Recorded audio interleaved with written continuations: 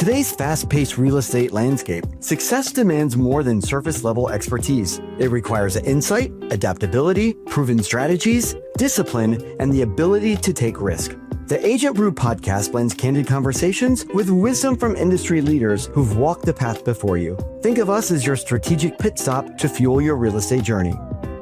From the crossroads of the world in the heart of Times Square, welcome to Agent Brew, a podcast that percolates real estate insights. I'm your host, Eric Zollier of Realtico. Welcome to our viewers and listeners. We are so happy to have you at another episode. This week, I am joined by a fellow Corcoran agent, Julia Boland, who is a licensed real estate broker.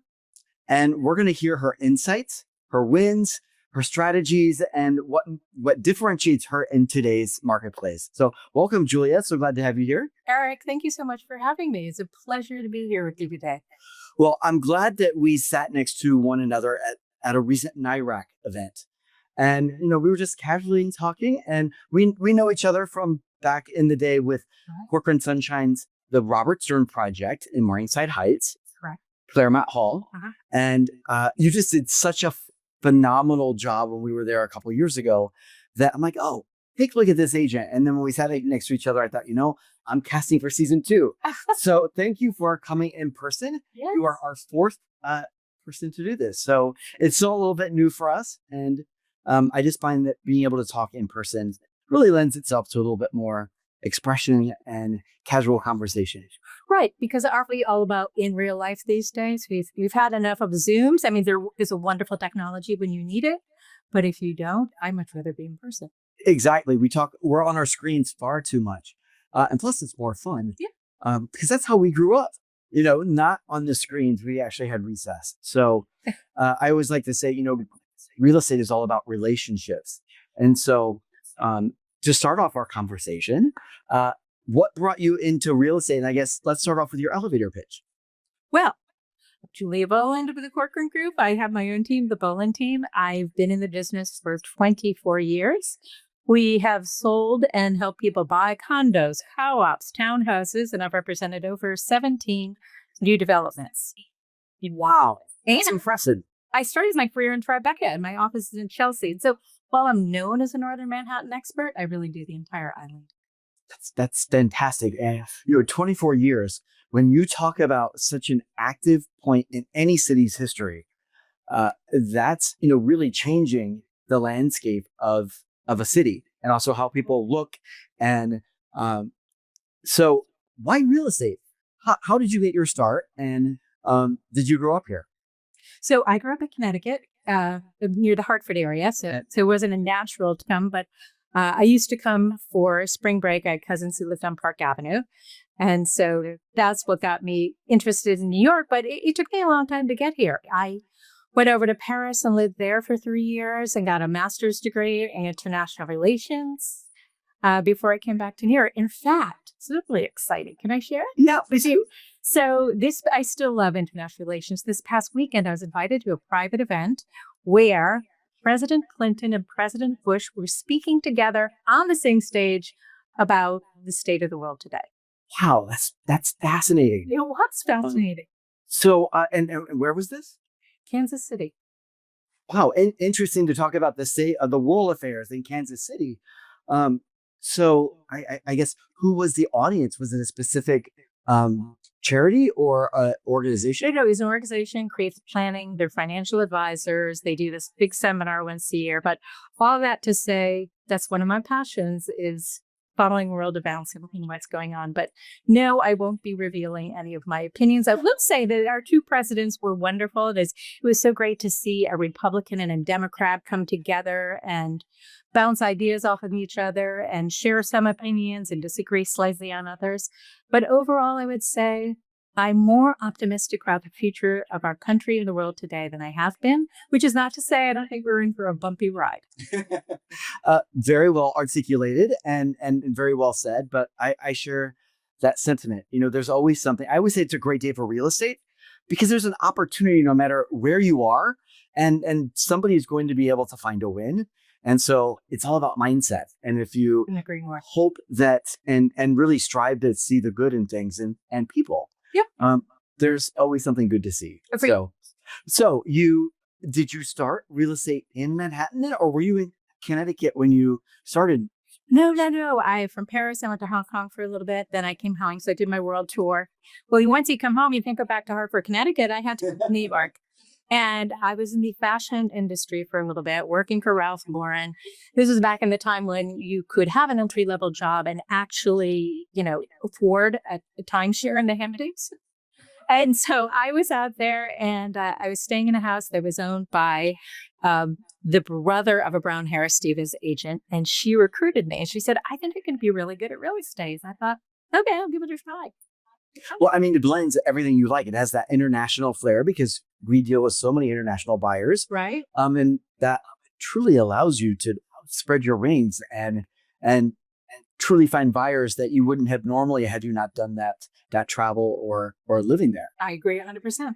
So then when you look at the business today, 24 years, there's been a lot of changes. Oof. When we started, it was Barbara Corcoran on top of a cab, just advertising a new website that she started. And then now you get into a cab and there's 4 or 5 minute length movies fully produced by real estate agents. When I started, I was at Brown Harris Stevens, and I will never forget Ruth McCoy's horror at the fact that somebody's apartment, the photos would be listed online, and it was like, and the address. We laugh about it now, but I mean, these are all things that are like, I can't believe, there's certain buildings that won't allow their address to be publicized. Yeah. And it's like, wow, that's such a different world, right? And the world just keeps changing. And I guess that's where our industry just keeps pivoting and growing with marketing and what is new. Because people thought you would never shop for real estate online. And especially not luxury real estate. How we've come a very long way. So having a team, what do you see as your biggest challenge today? Well, the biggest technology is my biggest challenge, quite honestly. And how so? Is it AI, or you mean just regular servicing your clients? The interruption of the big guns. Okay. And I'll leave it at that. But I realized, I don't want to say, Eric, about 10 years ago, I could see it coming. And I remember, do you remember years ago, everybody was a stockbroker? And I was like, okay, there's no stockbrokers left and there's no travel agents left. So right, because the industry, there were disruptors that just caused the vast majority. And it was very clear to me that technology would do the same thing to real estate. So I started asking myself, well, how can I up my game?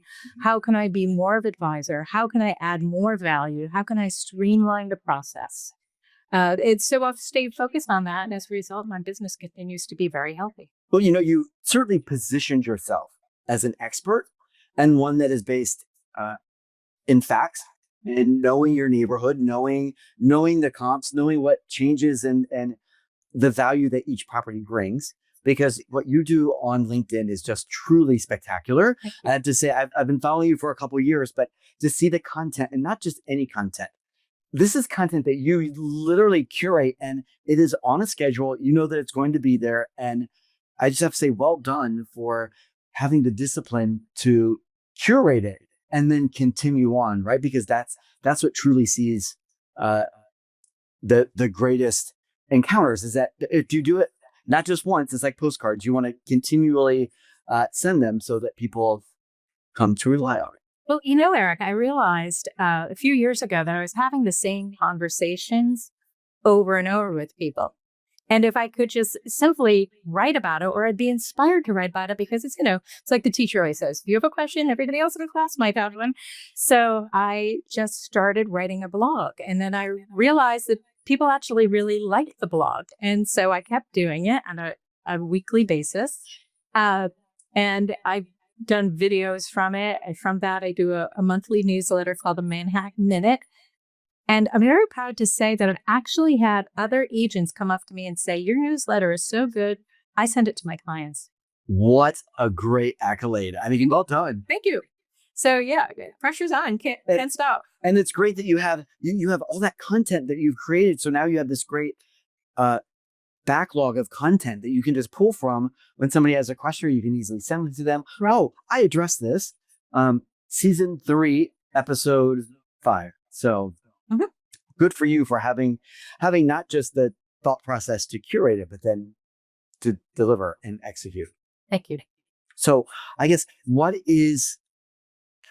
are you known for that you've really honed in over the years? Is it the knowledge through your newsletters or your blog, or is there some other secret sauce that you use in order to get your clients constantly in a year after year basis? I remember years ago, I was on a new development and a couple walked in the door. And when they walked out 45 minutes later, I had sold them an apartment and I had the exclusive listing to sell their apartment. And the developer was there and said, Julia, how did you do that fast? And I said, I just sat there and listened to what they wanted and what they needed. And I took myself out of the equation. It wasn't about what commission am I going to make or what can I hustle. It was like, what do they need? How can I help them? What problem do they have that my expertise can solve? A true salesperson, listening, wanting to solve the problem, and then how do I ultimately help them? Because that's what the service industry is. And unfortunately, I feel like so many people have lost that. Having other people they're listening to or other. Well, as I always like to say, if you're a young agent, you don't actually have to fly in helicopters or affect your high kick to have a good business. No, but what would you say is important for a young agent? To know the business, to understand the product, to read the marketing reports. I had this intern a few years ago, and she said, I'm not interested in reading the reports. I'm like, how are you going to learn the market? And they're free. They come out and do some amazing world-class research. Read it. I have to say, it is some of the best research I've ever seen in the way they curate it. And it's every question that you could have, it's in there. Yeah. And it's just so well done. Noon every Monday. I love that Manhattan market snapshot. I agree. And I actually go a step further. I put down the percentages. So it's not just a blank number. I know now each week what the percentages are and how it goes up and goes down. And it's just fascinating to see, movement and then how movements become trends and then trends become markets. And well, one of the trends I've been watching because it impacts my business so strongly, in Northern Manhattan, where I'm an expert, the vast majority of properties are under 3 million. Mm-hmm. Under 3 million is a segment of the market where those buyers are largely dependent on mortgages. Now, I did an all-cash deal recently with somebody, under 2 million, but that's rare. And so as a result, since 2022, when the mortgage rates have remained high, that portion of the business is really stalled. Interesting. So how do you reach out to, I should say this, how are you about to reach out knowing that these great rates hopefully are in our near future? Oh, people will find that. I'm not worried about that. I'm not reaching out for that. They're not coming to me for mortgage rates. They're coming to me for market knowledge. And now that the rates are low, where am I going to buy? Should I buy? Should I buy or should I rent? And so those are the conversations I'll begin having with people. Great. How large is your team? So there's 3 of us. We're sort of lean. And one of my secret weapons is Justina Liu, who's my transaction manager. Oh, she's been with me for 15 years. She's behind the scenes. She's excellent and very professional, knows how to do a board package, and she's a dream. And she works from home. I don't require to come in anymore. She doesn't show. Back of house, and you have to have that strong back of the house, and that's the foundation. I always remember Barbara Corcoran saying, "Oh, I couldn't do this if I didn't have Esther Kaplan." Yeah. Oh, and I have extraordinary support from Corcoran. I get calls frequently, and I'm very flattered when people ask me to go to another company, but it's not happening. Yeah. Fantastic. So what are some wins that you've had over your life and career that you're most proud of? So my wins come with some losses. Okay. I love those because transformational losses that then you turn into a win. So let's hear them. So when I first arrived at Corcoran, which is what year? It was 2015. Okay. I got a call from Gordon Hoppy, and Gordon said, Helly Mack would like to see you in her office Monday at 9 a.m. So, of course, the only answer to that is yes. So I show up and they say, we have this project. It's not really Corcoran Sunshine project. It's going to be a Corcoran project. And we have this fellow you're going to work with who's a new development expert. And because you're a Northern Manhattan expert, it's like you've lived together. Go. It was a bumpy relationship, and it was a bumpy project from the get-go. He eventually stormed off, and Corcoran and me, as a result, were eventually fired. Now, they gave it to another top agent because it's clear that we couldn't sell. At Corcoran or another firm? No, another firm. Another firm, okay. And so that other agent had it for a year. The developer missed the deadline, so many people got out of their contracts. And so he only ended up selling home, but many of our original contracts stuck. Okay. So now we were called back in. Okay, we're going to give it another go.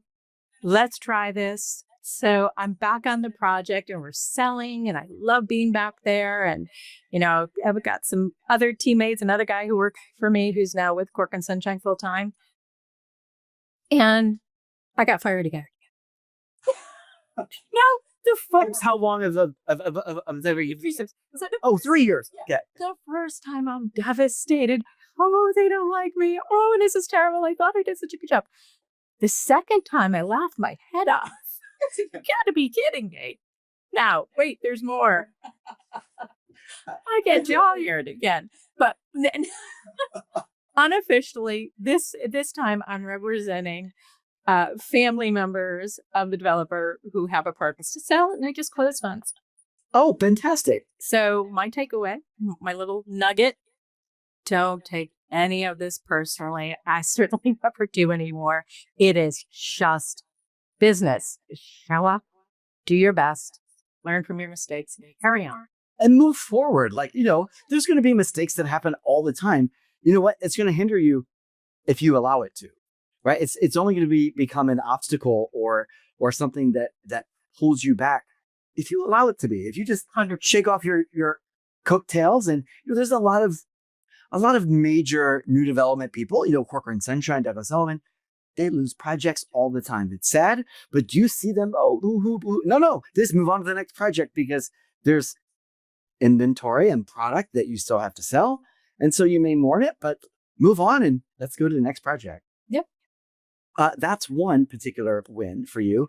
Any other particular things that stand out in your 24-year career? I have loved working on Claremont Hall. Robert A.M. Stern design, tower right in the heart of Columbia University.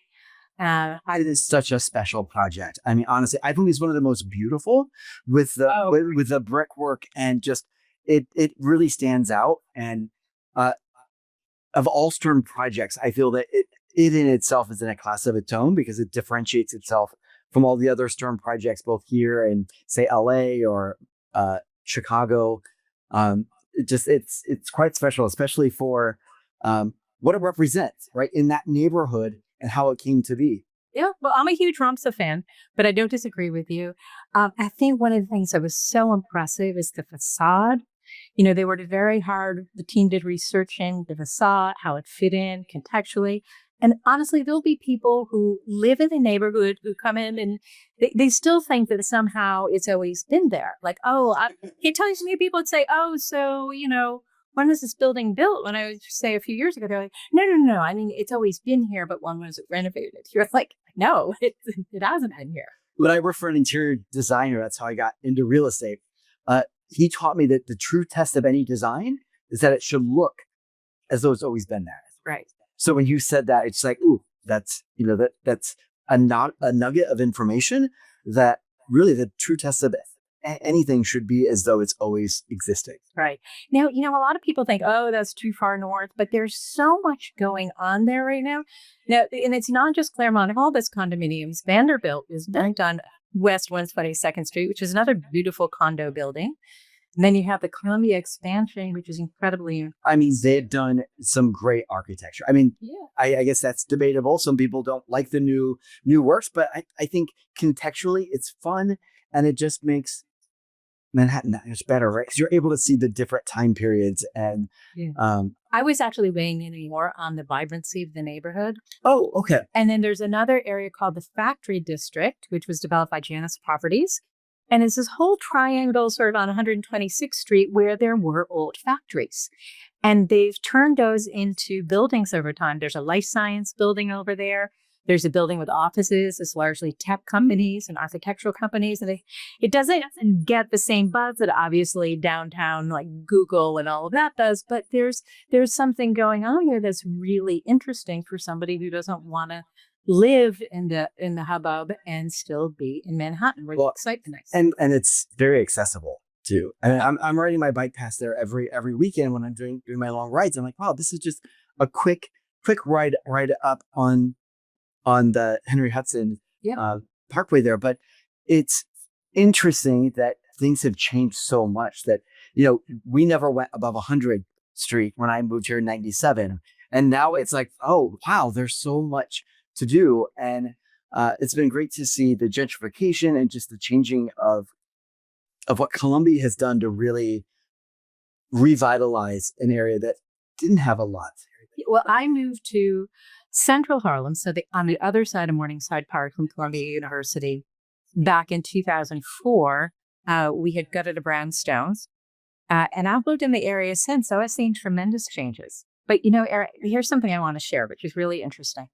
I was the sales director at the Adeline, which is 23 West 116th Street. It's an L&M project. Oh, what? It was incredibly successful. And it was part of why I was so successful is this was an up and coming neighborhood. As Barbara Corcoran always says, Catholic cranes, but cranes everywhere. On the brownstone blocks, there was dumpsters everywhere.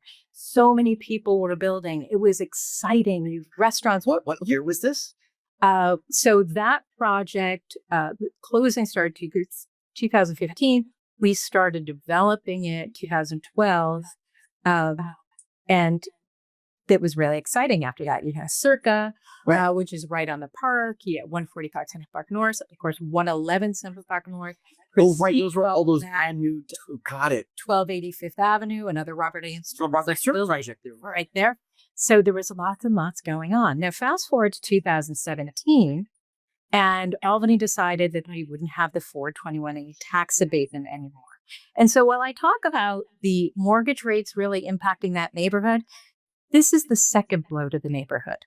So as a result, the developers stopped building because at the end of the day, it's just math. Well, right. I mean, honestly, some people forget that it still has to pencil out. Right. You got to pay the employees. We're not doing it for free.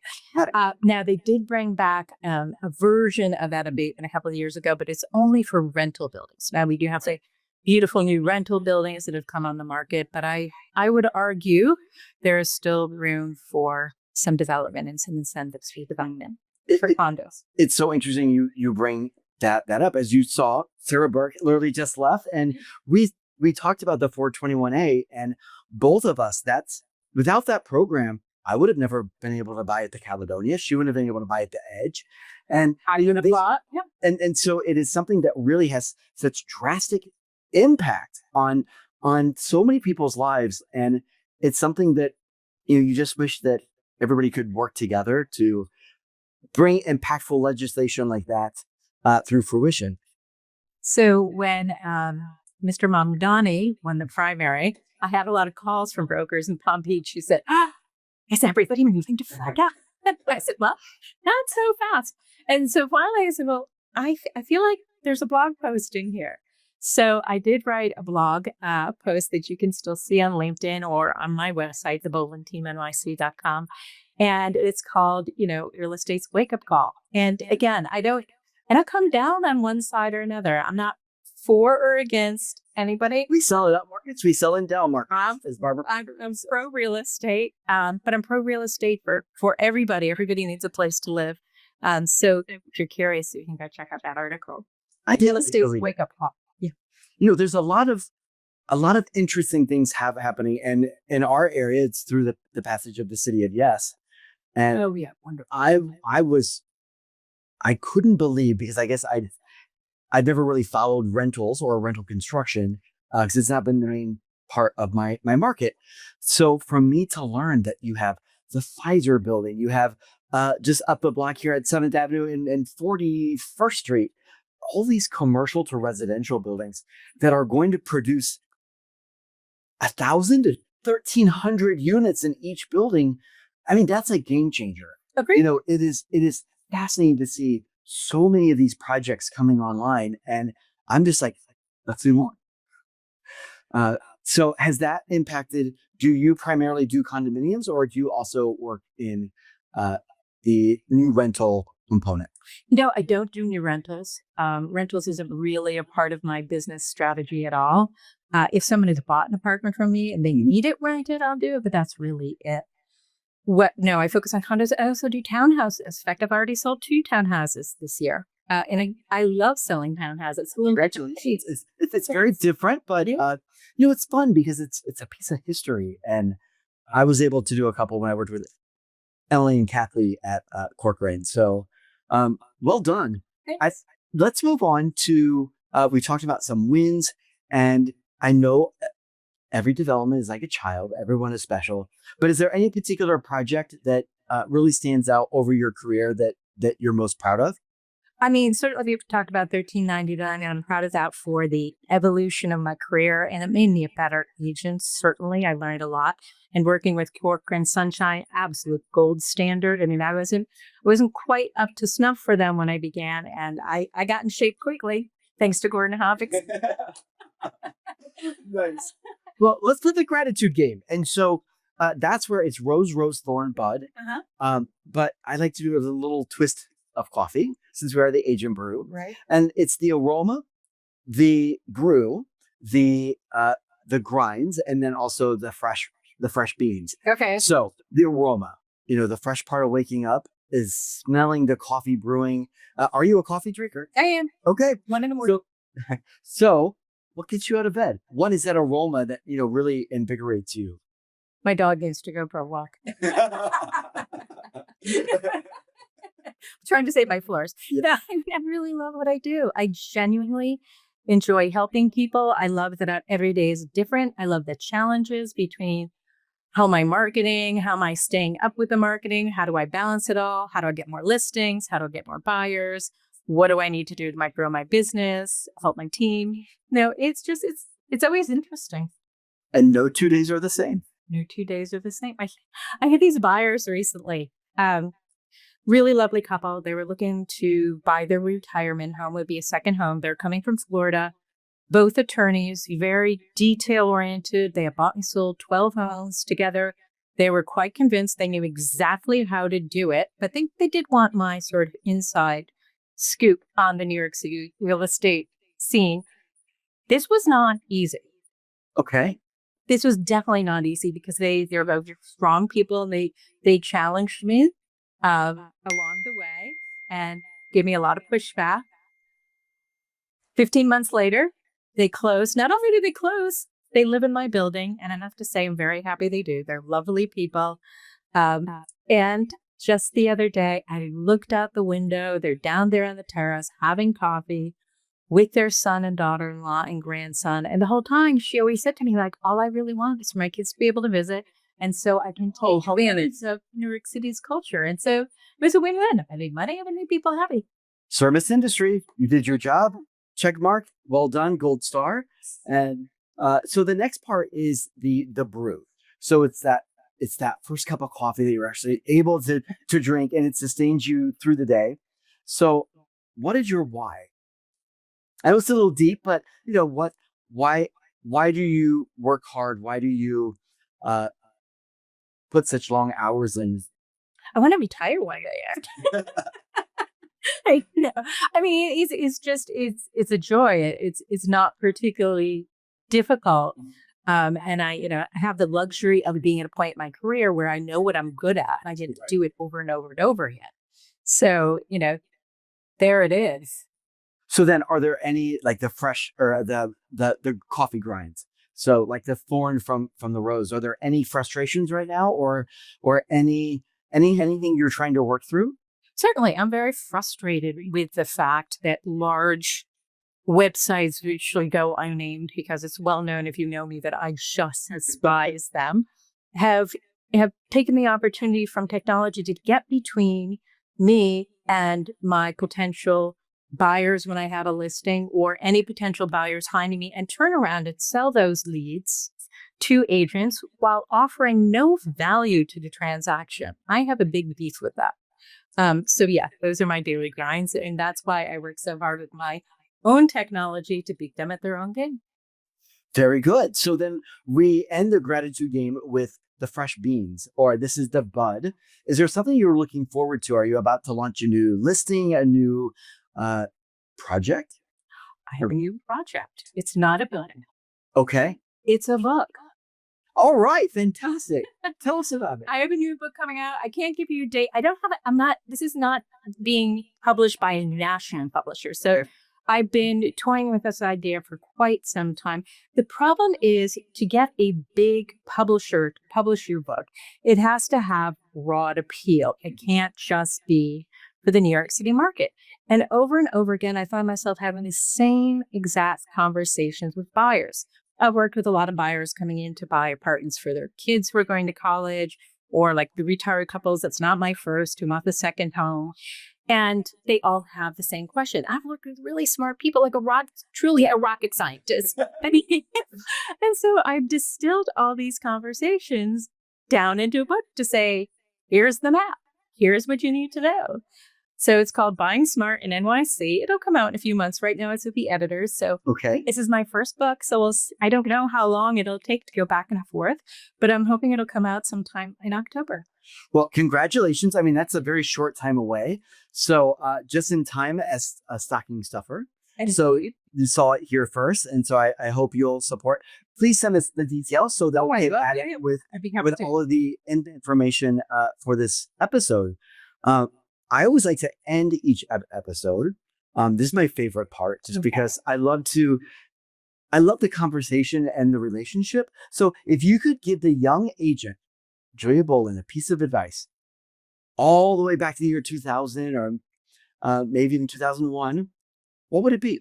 Not a new agent today. Yeah. I thought a lot about this. And the thing is, I wanted to say, like, believe in yourself more, but that's so empty. Like, here's why. I'm going to say why. I love this. Believe in yourself more. So when I came out of Boston University, I graduated top of my class with a master's in international relations. And so I had a great deal of confidence that stemmed from book learning and thinking. And coming into real estate, again, there was no book. Like, I'm actually hoping that my book is for these young agents who go, okay, I have no idea how to do a transaction. What do I need to know? And that's really a big part of why I didn't have the confidence. And it took me years to gain that confidence. And then I finally realized, like, no, I can trust myself. I know this. I've got this. You did the work. I did the work. Put the work in and it paid off. Right. And now I'm happy to share it with others and give it away. I always say knowledge should be shared, not hoarded. Because there's so many people like, I can't tell you that. That's my secret. And I'm like, give it away, and I'll come back to you. Right. Like, that's how I feel about my technology, but I'll give you my book. So that's really great to hear. Where do you see yourself in 5-10 years? I'm at the point in my life where I really, really want to turn around and help others build their business on a system that I've created that I think is very effective. I have all the pieces in place. I have the technology, marketing materials, spent the past couple of years really getting that together and figuring out what direction I want to go in. And so mentorship is really what it's all about for me. Fantastic. Giving back and inspiring and making a difference for the future real estate agents across the country. So well done. Thank you. Fantastic. Thank you. I always like to end with a positive quote, right? Because there's always inspiration somewhere. And so let's see here. This one is from Walt Disney. Okay. And so I always have several that I could choose from based upon the conversation. So on the magic. Walt Disney says, the way to get started is to quit talking and begin doing. Yes. The way to get started is to quit talking and begin doing. So our viewers and listeners, thank you for joining us today. We're going to let you get to doing what you need to do after our little coffee break here. Thank you, Julia Boland of the Corcoran Group, for giving us some great insights and nuggets of information. We look forward to her book coming out, and we hope that you have continued success. We hope you'll come back to visit us. Thank you, Agent Brew. I look forward to it. I'm Eric Zollinger, your host of Agent Brew. Thank you.